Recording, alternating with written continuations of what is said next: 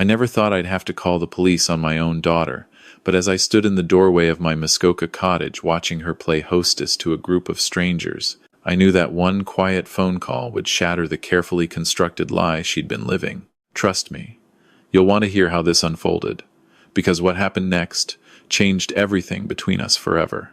My name is Richard Thornton, and I'm 63 years old.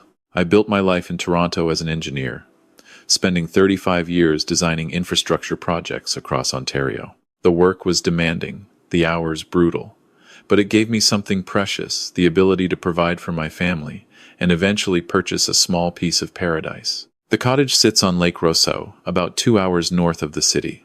My late wife, Catherine, and I bought the property 22 years ago when our daughter Jennifer was just 8 years old. Back then, it was barely more than a fishing shack with a leaky roof and a dock that swayed dangerously in the wind. Catherine saw past all that. She had a vision. We spent 5 summers transforming that place. I rebuilt the entire structure with my own hands, new foundation, extended the living space, added a wraparound deck where Catherine could watch the sunrise over the water. She chose every detail: the cedar planks for the exterior, the stone fireplace that became the heart of the main room, the large windows that framed the lake like a living painting. We planted gardens, cleared trails through the surrounding woods, built a boathouse. It wasn't just construction, it was love made tangible. Every nail I hammered, every board I cut, I did thinking about the life we were building together. The memories we'd make there. Catherine passed away 4 years ago. Breast cancer. She fought for 18 months, but in the end, the disease was relentless. The cottage became more than just a vacation property after that. It became the last place where I could still feel her presence. I could sit on the deck in the morning with my coffee and remember her laugh. I could walk the trails and recall our conversations. It was sacred ground. Jennifer knew all of this. She'd been there through her mother's illness, through the funeral, through my grief. Or so I thought. She understood the significance of that place. My daughter had always been complicated, intelligent, charming when she wanted to be, but there was something lacking in her capacity for forward thinking. After university, she drifted from job to job, always with grand plans that never materialized.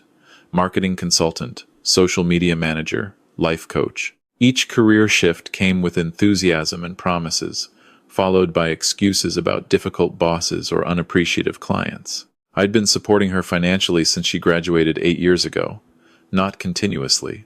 I told myself, just bridging gaps between opportunities. But looking back now, the gaps had become the norm, and the opportunities mere interludes.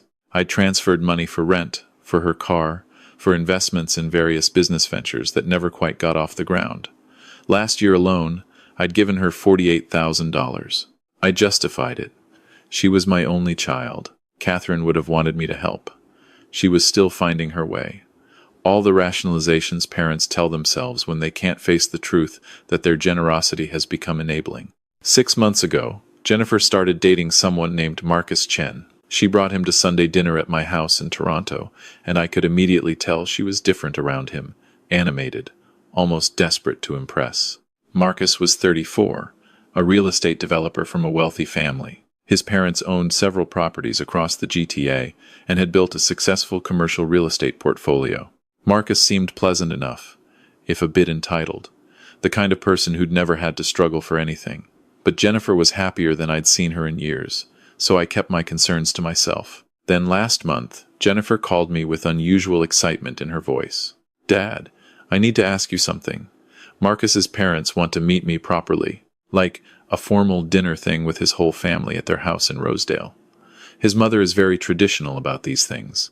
"That sounds serious," I said, genuinely pleased. Maybe this relationship would be good for her. Maybe Marcus would be the stability she needed. "It is serious, Dad. Really serious. But here's the thing." Her voice shifted slightly, took on that particular tone that I'd learned over the years meant she was about to ask for something. "Marcus's family is very successful, you know. They have expectations about what kind of family he marries into. Jennifer, if they judge you based on wealth..." "No, Dad, it's not like that. It's just..." Marcus might have mentioned that my family owns property, plural, and I may have let him believe we have the Muskoka place and some other investments. My stomach tightened. "You told him what?" I didn't technically lie. We do have the cottage, and you have your retirement investments. I just didn't correct his assumptions about the scale of things. Dad, please, this is important to me. Can't we just present things in the best light? For one dinner? I should have said no right there. I should have insisted on honesty from the start. But she sounded so hopeful, and I thought, what harm could one dinner do? They didn't need to know the exact details of my financial situation. Fine, I said. But Jennifer, no more exaggerations after this. If this relationship is real, it needs to be built on truth. Of course, Dad. Thank you.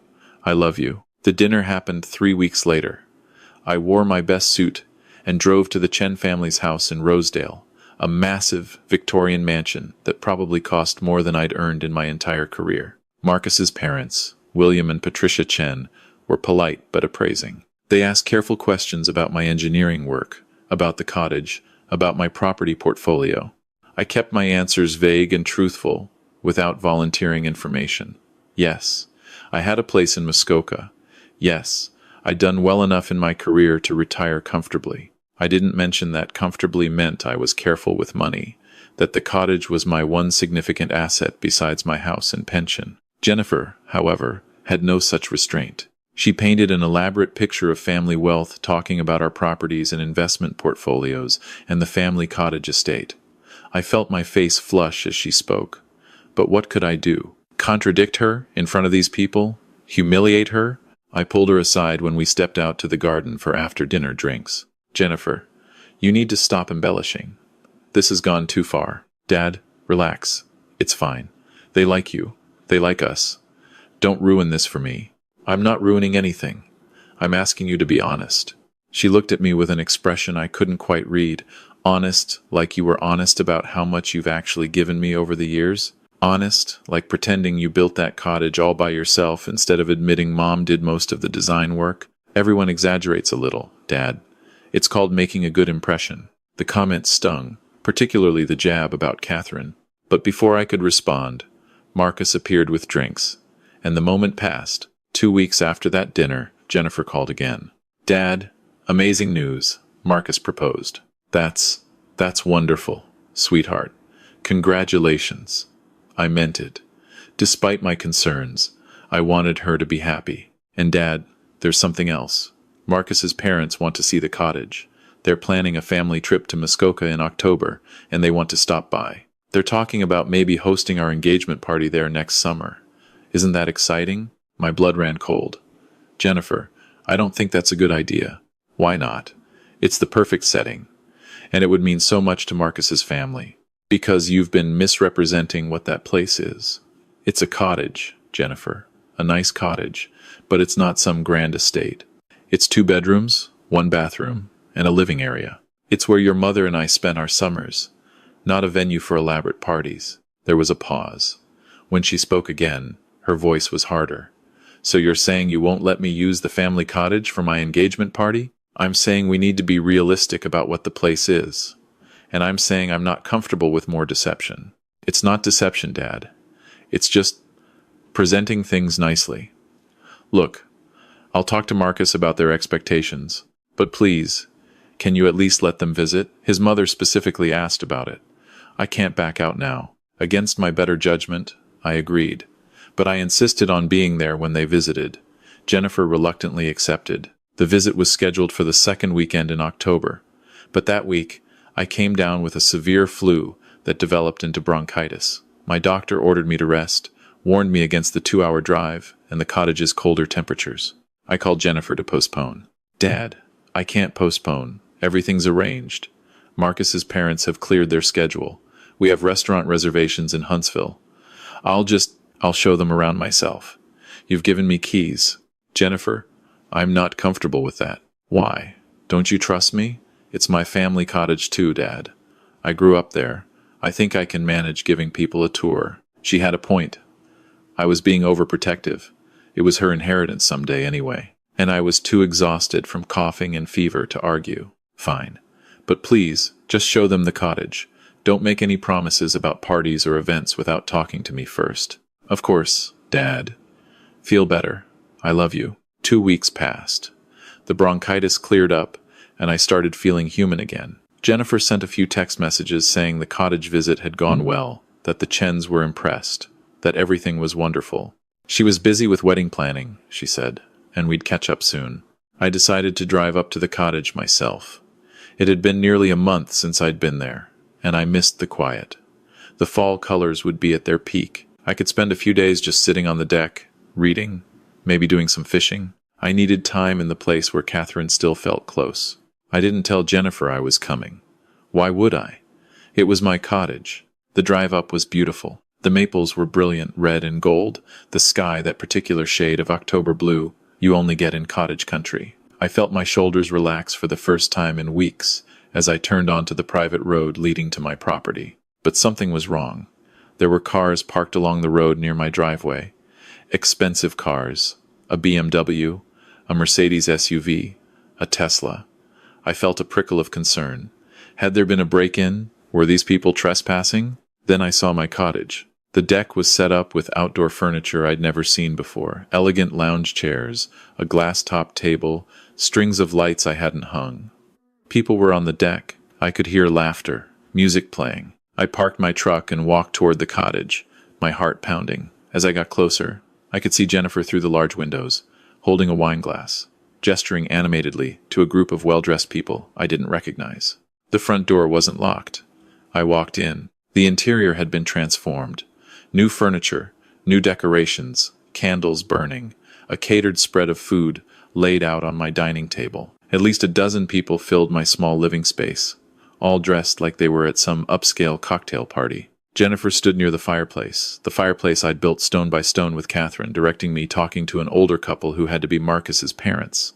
She was in the middle of a sentence. So grateful my parents gave me this cottage when they decided to downsize. It's been in the family for generations, and I just couldn't bear to see it go to strangers. This is where I plan to host all our family gatherings going forward. Our children's summers. She turned and saw me. The color drained from her face. Dad? The room went silent. Everyone turned to look at me, standing in my own doorway in my worn flannel jacket and jeans, clearly not part of whatever elaborate fiction was unfolding here. I looked at my daughter, at this woman I'd raised, who was claiming ownership of the cottage her mother and I had built with our own hands, and I felt something break inside me. Jennifer, I said quietly, what's going on here? She recovered quickly. I'll give her that. She walked toward me with a bright smile that didn't reach her eyes. Dad, I didn't know you were coming up. Everyone, this is my father, Richard. Dad, you remember Marcus and his parents? William Chen extended his hand. Richard, good to see you again. Jennifer's been giving us the grand tour of her cottage. It's a beautiful property. Her cottage. I didn't shake his hand. I looked at Jennifer. Can we talk privately? Dad, we have guests. Can this wait? No. My voice was firmer than I'd heard it in years. It can't. Marcus stepped forward, sensing the tension. Mr. Thornton, is everything all right? Did we come at a bad time? I turned to him, to this young man my daughter was planning to marry, who she'd been lying to for months. I need to ask you something, Marcus. Whose cottage does Jennifer say this is? His eyes flickered with confusion. Well, hers. She told us her parents gifted it to her when they were getting older, that it's been in your family since. It hasn't been in my family for generations. I bought this property 22 years ago with my late wife. We built most of what you see here with our own hands, and I certainly haven't gifted it to anyone. This is my cottage. I own it. Jennifer has keys because she's my daughter, not because it's hers. The room was completely silent now. Patricia Chen's face had gone rigid. Marcus looked between me and Jennifer with growing realization. Jennifer's expression shifted through several emotions: shock, anger, desperation. She let out a forced laugh. Dad, what are you talking about? You're confused. Maybe the bronchitis. I'm not confused, Jennifer. Would you like me to show everyone the property deed? It's in the filing cabinet upstairs. My name on it. Dated June 2003. Dad, please. How long have you been telling people this cottage is yours? How many other lies have you told Marcus and his family? I think we should leave, Patricia Chen said coldly, setting down her wine glass. William, Marcus, gather your things. Mrs. Chen, please, let me explain, Jennifer started, but Patricia held up a hand. I don't think explanations will help at this point. Marcus, we're leaving. Now. Marcus looked at Jennifer with something like pity. You told me your family was wealthy, that you had property, investments. You said, God, Jen, you said so many things. Were any of them true? Marcus, please, I can explain. My dad, he's territorial about the cottage because of Mom. But it's practically mine already. She's lying, I said. And I felt Catherine's presence so strongly in that moment. Felt her anger at seeing our daughter become this person. I've been supporting Jennifer financially for 8 years. She doesn't have investments. She doesn't have property. She has a father who loves her and keeps bailing her out of situations she creates with her dishonesty. Jennifer's face contorted with rage. How dare you? How dare you humiliate me like this in front of... How dare I? Jennifer, you brought strangers into my cottage without permission and claimed it as your own. You've been lying to your fiancé and his family for months. You turned your mother's memorial into a stage for your deception. This isn't a memorial, Dad. It's a cottage. Mom's gone. She's been gone for 4 years, and you need to move on instead of turning this place into some shrine that no one else can use. The cruelty of it hit me like a physical blow. Several of the guests had already started moving toward the door, the party clearly over. Marcus stood frozen, looking at Jennifer like he'd never seen her before. I think, William Chen said with careful formality, that we need to reassess some things. Marcus, this is clearly a family matter. Richard, I apologize for the intrusion. We were operating under misinformation. I nodded, unable to speak. I watched as the guests filed out, heard car doors slamming, engines starting. Within minutes, only Jennifer, Marcus, and I remained. Marcus turned to Jennifer one last time. Did you ever actually love me? Or was I just, what? A meal ticket? A way to pretend you were someone you're not? Marcus, please. He shook his head and walked out. Through the window, I watched him get into his Tesla and drive away. Jennifer whirled on me, and the mask was completely gone now. Do you have any idea what you've just done? Do you know how much that family is worth? How set I would have been? Set? The word tasted bitter. Is that what this was about? Marrying money? Oh, don't act so superior. You think I haven't noticed how you judge me? How you compare me to Mom?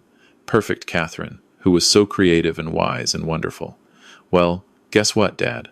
I'm not her. I'm never going to be her. And I'm tired of trying to live up to a dead woman's memory. This isn't about your mother. This is about you lying and manipulating people. This is about you claiming ownership of something I built. Something that represents. Represents what? Your grief? Your refusal to move forward? I'm your daughter, your only child, and you care more about this building than you do about my happiness. Your happiness? Jennifer, I've given you $48,000 in the last year alone. I've supported you through every job change, every failed venture, every crisis, but apparently that wasn't enough. You needed to steal my property too? She grabbed her purse from the couch. I'm done with this. I'm done with you sitting in judgment while you throw money at me and then complain about it. You want your precious cottage so badly? Fine. Keep it. Sit here alone with your memories and your dead wife and see how fulfilling that is. She stormed toward the door, then turned back. And for the record, the only reason I kept coming around, the only reason I even pretended to care about your feelings, was because I knew I'd inherit this place someday. But you know what? It's not worth it. You're not worth it. Stay in your shrine. I'm going to find someone who actually wants me to have a life. The door slammed behind her. I heard her car start, the sound of gravel as she sped away. I stood alone in my cottage, surrounded by the debris of her party, empty wine glasses, half-eaten canapes, the smell of expensive perfume and cigarette smoke from people who'd stepped onto my deck. The strings of lights she'd hung threw shadows across Catherine's carefully chosen furniture, now mixed with the rental pieces Jennifer had brought in. I walked to the fireplace and sat on the hearth, the stones still warm from the fire she'd built for her guests. On the mantel, she'd moved the photo of Catherine and me, the one taken here on our 20th anniversary, both of us grinning in front of the cottage we'd built together. She'd pushed it to the side to make room for a decorative candle arrangement. I picked up the photo and held it, looking at Catherine's face. I'm sorry, I whispered. I'm sorry I let it get this far. I'm sorry I didn't see what she was becoming. That night, I cleaned up. I threw out the rental furniture, took down the lights, removed every trace of Jennifer's party. I found my property deed in the filing cabinet and sat with it for a long time, reading and rereading my name, Catherine's name, the legal description of our land. The next morning, I drove to my lawyer's office in Bracebridge. Thomas Fitzgerald had handled my will and estate planning for 15 years. He listened as I explained what had happened. "Richard," he said carefully, "I understand you're angry, but disinheriting your daughter is a big step. Take some time.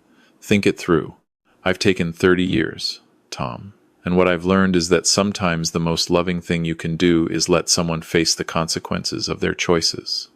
I've enabled this behavior every time I've bailed her out. Every time I've looked the other way at a lie or an exaggeration, I've taught her that there are no real consequences, that someone will always save her. What do you want to do? I want the cottage protected.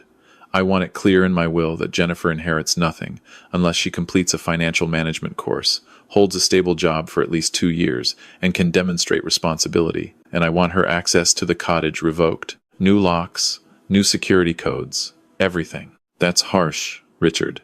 "Maybe. But I built this place with my wife. It represents every good thing in my life. I won't have it become another thing Jennifer uses and discards when it no longer serves her purposes." Tom drafted the necessary documents. I signed them, feeling both relief and grief. On my way back to the cottage, Jennifer called. I didn't answer. She called again and again. Finally, she left a voicemail. Her voice was different, smaller, uncertain. "Dad, I'm sorry. I know I said terrible things. I was just so embarrassed and angry, and I lashed out. Can we talk, please? I've been thinking about what you said, and you're right. I've made mistakes. I want to fix this. Call me back." I listened to the message 3 times.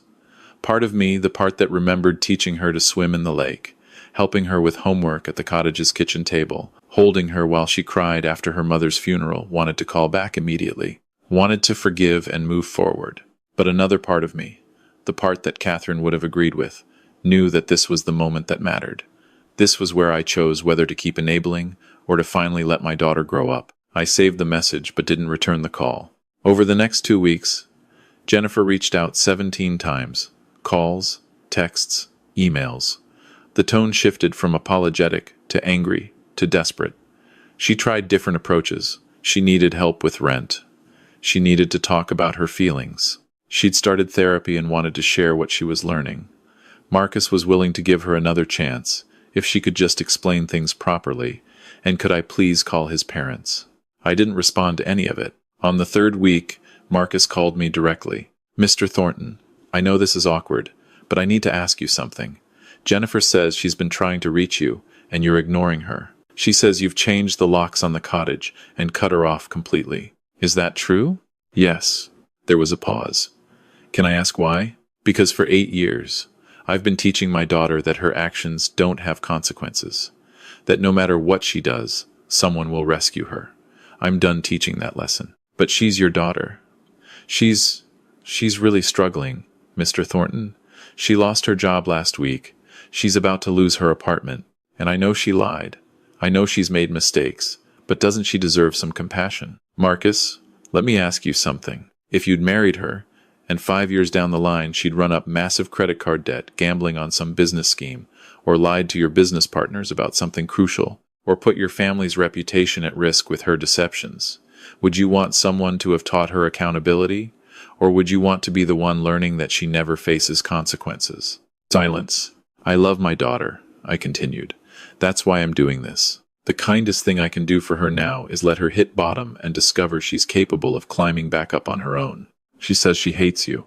Maybe she does. But maybe someday she'll understand." Marcus hung up.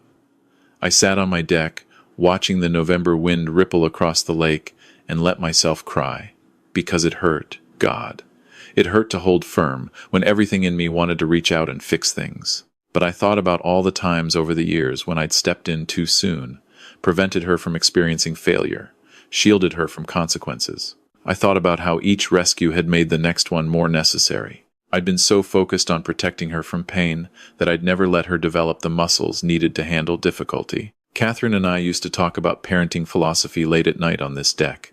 She was always the more pragmatic one. "We can't live their lives for them," she'd said once.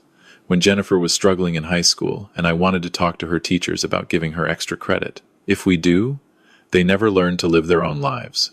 They just learn to wait for rescue." I'd overruled her that time, had gone to the teachers. Jennifer got the extra credit, and I'd started a pattern that had continued for 2 decades. I kept working with Tom on my estate planning. We structured everything to require proof of responsibility before Jennifer could inherit. It wasn't about punishment. It was about finally giving her the incentive to change that I'd never provided before. Christmas approached. Jennifer sent a card, a real card, handwritten. "Dad, I don't know if you'll read this, but I need you to know I'm trying. I'm working 2 part-time jobs to cover rent. I'm seeing a therapist every week. I'm facing things about myself that are hard to face. I know I've said I'm sorry before and not meant it, but I mean it now. What I said about Mom, about the cottage, about you, none of it was true. I was just so angry at being exposed, and I took it out on you. I miss you. I miss talking to you. Even if you can't forgive me yet, can you at least let me know you're okay? Jennifer." I held the card for a long time. It sounded genuine. But I'd heard genuine-sounding apologies before, followed by requests for money within days. I waited. January came. More cards, more messages. Jennifer sent me a photo of a pay stub from a grocery store where she'd been working. 3 months steady, she wrote. Haven't called in sick once. Haven't quit. Small steps. In February, she sent a certificate showing she'd completed a financial literacy course through the community college. Learned more in 8 weeks than in my entire life, her note said. Did you know about compound interest? About emergency funds? Why didn't they teach us this stuff in school? Or maybe they did, and I wasn't paying attention. I felt the ice around my heart beginning to crack. But I still didn't reach out. In March, she sent a letter, not a card. 3 pages, handwritten. Dad, my therapist says, I need to write this, whether you read it or not. She says it's about taking responsibility, not about being forgiven. So here it is. I'm an entitled, manipulative person who spent 30 years expecting other people to solve my problems. I lied to Marcus and his family because I wanted to be someone I wasn't, and I was too lazy to actually become that person through work and honesty. I said horrible things about Mom because I was jealous of a dead woman. How messed up is that? I was jealous that you loved her more than you seemed to love me, even though the truth is that you've shown me more patient love than I ever deserved. I invaded your cottage, your memorial to Mom, and turned it into a prop for my lies. I don't know if you can ever forgive me. I don't know if I can forgive myself. But I'm trying to be better. Not so you'll give me money or the cottage or anything else. Just so I can look at myself in the mirror without feeling disgusted. I got a full-time job at the grocery store assistant manager position. It's not glamorous, but it's honest, and it's mine. I'm 3 months ahead on rent for the first time in my adult life. I'm paying off debts. I'm learning to live within my means. And Dad, I'm learning that there's something satisfying about earning things yourself that I never felt when you were just giving them to me. I'm sorry it took losing you to figure this out. I love you, Jennifer. I read the letter 5 times. Then I got in my truck and drove to Toronto. Jennifer's apartment was in a modest building in East York, nothing like the trendy neighborhoods she used to insist on living in. I rang the buzzer. Hello? Her voice was cautious. It's Dad. Silence. Then, come up. 3rd floor, Unit 312. She opened the door, and I barely recognized her. She'd cut her hair short, wore minimal makeup, was dressed in comfortable clothes instead of the designer labels she used to favor. She looked younger somehow, despite the obvious stress in her face. Dad, she whispered, and her eyes filled with tears. Can we talk? We sat at her small kitchen table, IKEA furniture. She'd clearly assembled herself. The apartment was tiny but clean, organized. On her fridge, I saw a budget spreadsheet, a work schedule, a list of goals. I got your letters, I said. All of them. But you didn't respond. No, I needed to see if you'd keep going without the expectation of rescue. If you'd do the work for yourself, not for me. She nodded slowly. I understand, and I have. I mean, I'm doing it, working, budgeting, going to therapy. It's hard, Dad. It's really hard. Some days I wake up and think about how much easier things were when I could just call you for money. But then I think about how empty I felt, always waiting for someone else to solve my problems. Tell me about the job. She smiled, and it was genuine. It's retail management, not exactly what I imagined when I was getting my degree. But you know what? I'm good at it. I'm good at organizing things, motivating the team, problem solving. Last month, I increased our department's sales by 15%. My boss noticed. She's talking about promoting me to store manager at one of our other locations. I'm proud of you. Her lip trembled. You are? Yes. Not because of the promotion or the savings or any specific achievement. I'm proud because you're finally becoming the person you're capable of being, the person your mother always knew you could be. We talked for 3 hours, really talked, maybe for the first time in years. She told me about therapy, about confronting the patterns she'd developed, about realizing how much of her identity had been built on deception and shortcuts. She told me she'd reached out to Marcus to apologize, not to try to get back together, but just to acknowledge the harm she'd caused. He's dating someone else, she said, and you know what? Good for him. He deserves someone honest. Before I left, I hugged her. Jennifer, I want you to know something. I didn't cut you off because I stopped loving you. I cut you off because I loved you enough to let you fall so you could learn to stand on your own. I know that now. It took me months to understand it, but I know. The cottage, I said, carefully. It's still mine. It's going to stay mine for the foreseeable future. But when I'm gone, and when you've proven to yourself, not to me, to yourself that you're responsible and independent, it'll be yours. Your mother and I built it together. Someday, I hope you'll appreciate it for what it really is, not just as an asset. She nodded. I'd like to visit sometime.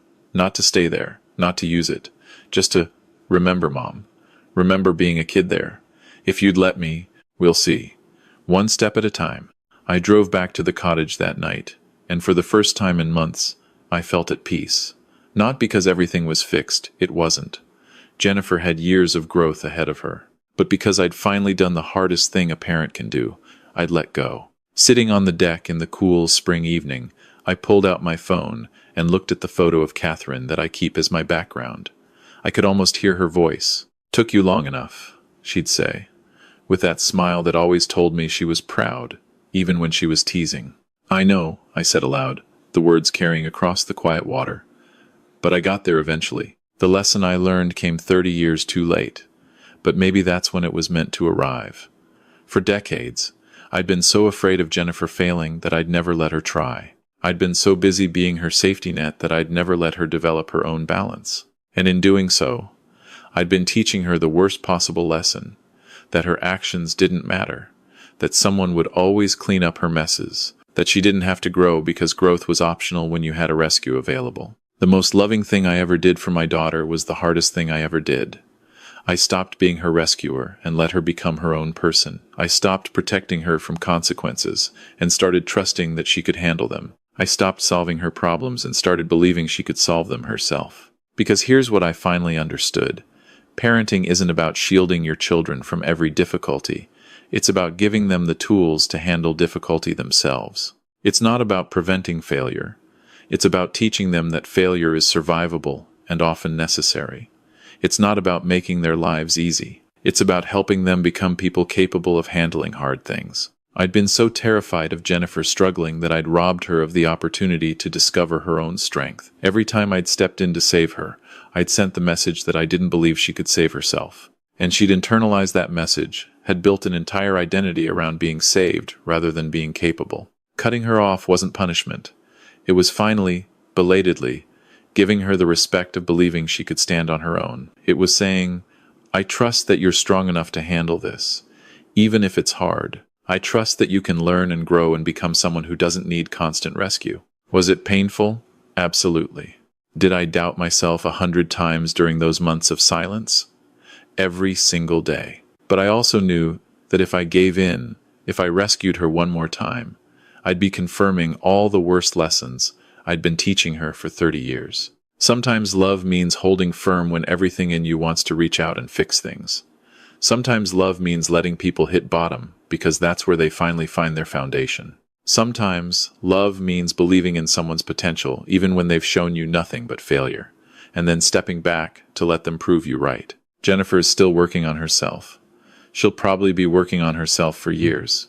But she's actually working, not just talking about working or planning to work someday. She's facing her issues head on, instead of running from them or expecting someone else to handle them. She's building a life based on what she can do, not on what she can convince others to give her. And me? I'm learning too. Learning that being a good parent doesn't mean always saying yes.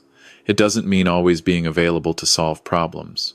It doesn't mean sacrificing your own boundaries to make your children comfortable. Being a good parent, I've discovered, sometimes means letting your children be uncomfortable. It means holding boundaries even when they're angry about them. It means letting them face the natural consequences of their choices, even when those consequences are painful to watch. It means believing in their capacity to grow, even when they haven't shown you that capacity yet. The cottage sits quiet now, the way Catherine and I always meant it to be. The deck where we used to watch sunrises together holds only my coffee cup in the mornings. The trails we cleared together are peaceful and still. The fireplace we built stone by stone warms only my evening reading, and that's okay. Because this place was never about impressing people, or hosting elaborate parties, or serving as someone's prop for their deception. It was about two people who loved each other, building something solid and true. It was about creating a space where we could be ourselves, where we could sit in comfortable silence, where we could remember what mattered. Jennifer will understand that someday. Maybe when she's older, maybe when she has her own children, maybe when she's finally done enough work on herself to appreciate what it means to build something real. And when she does, when she truly understands, she'll be welcome here again, not before.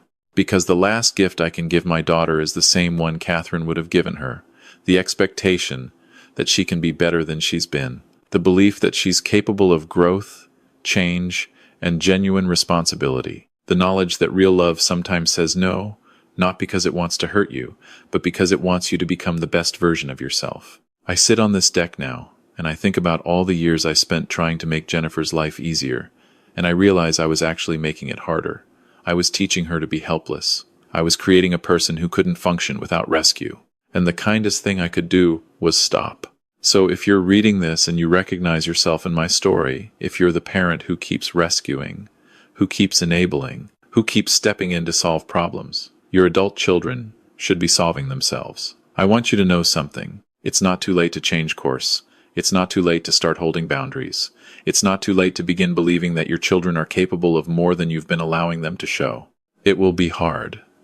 They'll be angry. They'll accuse you of not loving them anymore, of being cruel, of abandoning them when they need you most. They'll try every manipulation they've learned over the years to get you to return to the old pattern, and you'll doubt yourself constantly. But hold firm, because what you're actually doing is giving them the greatest gift possible, the opportunity to discover their own strength. You're saying, I believe in you enough to let you figure this out. You're teaching them that they're capable, resilient, and strong enough to handle their own lives. And someday, if you're lucky, they'll thank you for it. They'll look back and understand that the hardest thing you ever did was also the most loving thing you ever did. That's the lesson Catherine tried to teach me years ago, the one I was too afraid to learn. That's the lesson I'm finally teaching Jennifer now, even though it's decades late. That's the lesson I hope any parent reading this will take to heart before they spend 30 years enabling behavior that ultimately hurts the people they love most. Real love isn't about making life easy.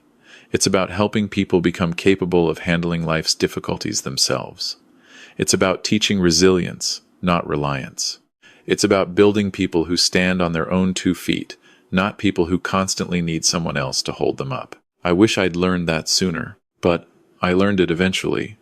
And that, I suppose, is what matters in the end.